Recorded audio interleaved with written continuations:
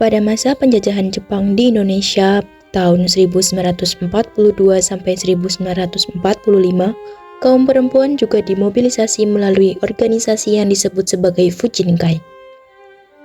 Fujinkai adalah organisasi wanita semi-militer bentukan Jepang pada pertengahan 1943 di Indonesia untuk memobilisasi tenaga perempuan dalam mendukung Perang Pasifik. Para perempuan dalam organisasi ini diberikan kesempatan untuk bergerak dan berorganisasi, namun tetap dalam pengawasan ketat dari pihak Jepang. Anggota organisasi Fujinkai terdiri dari wanita berusia 15 tahun ke atas, bertujuan untuk meningkatkan kesejahteraan dan kesehatan masyarakat.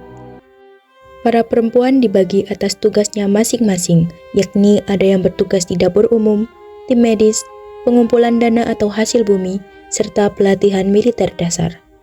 Para perempuan Fujinkai diharapkan membantu Jepang untuk memobilisasi massa, memberikan pengajaran kewanitaan, dan memberikan solusi atas persoalan sehari-hari yang terjadi di kalangan masyarakat. Sebagai contoh, saat terjadi kelaparan, ibu-ibu Fujinkai memperkenalkan makanan alternatif berupa bubur campuran yang dinamakan bubur perjuangan atau bubur Asia Timur Raya.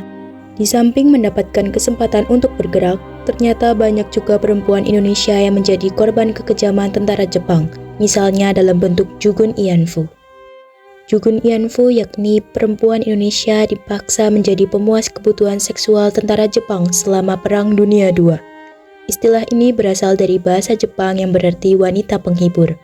Namun kenyataannya, mereka adalah korban eksploitasi seksual dan kekerasan tentara Jepang.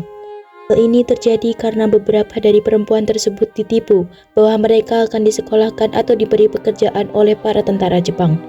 Bahkan di antara mereka diambil paksa atau diculik dari desa dan keluarganya hanya untuk dijadikan sebagai wanita penghibur. Fenomena Jugun Ianfu juga ditemukan di daerah jajahan Jepang lainnya, seperti di Korea dan Tiongkok. Para perempuan Jugun Ianfu adalah korban perang dengan nasib mereka yang sangat menyedihkan. Bahkan di antara mereka banyak yang menderita penyakit fisik dan mental. Saat perang berakhir, mereka bahkan tidak berani bersuara karena trauma dan rasa malu yang sangat mendalam.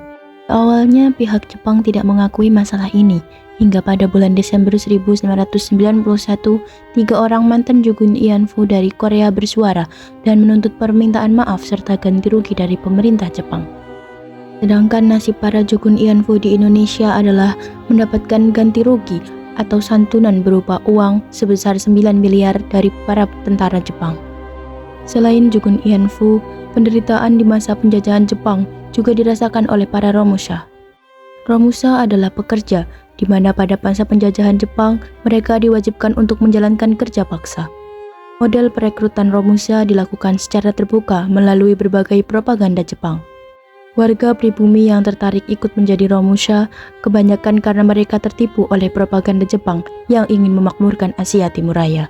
Di antara para romusha dipekerjakan di daerahnya sendiri, tetapi ada juga yang dikirim ke wilayah jajahan Jepang lainnya seperti Thailand dan Birma untuk proyek pembangunan rel kereta api atau proyek pembangunan lainnya.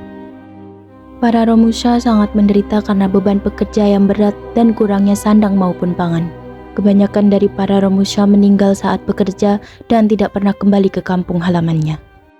Dalam periode singkat penjajahan Jepang di Indonesia, hubungan antara orang Indonesia dan Jepang tidak selamanya buruk. Ada kalanya penjajahan Jepang membawa dampak positif bagi perkembangan Indonesia, namun tak jarang pula membawa kesengsaraan bagi rakyat Indonesia. Mobilisasi perempuan dan tenaga kerja pada masa penjajahan Jepang merupakan salah satu contoh nyata bagaimana perang dapat merenggut kemanusiaan. Mobilisasi besar-besaran yang dilakukan oleh Jepang telah meninggalkan luka mendalam bagi bangsa Indonesia. Untuk itu, sebagai generasi muda, sudah seharusnya kita mempertahankan kemerdekaan Indonesia untuk menghargai jasa-jasa para pahlawan yang telah gugur mendahului kita.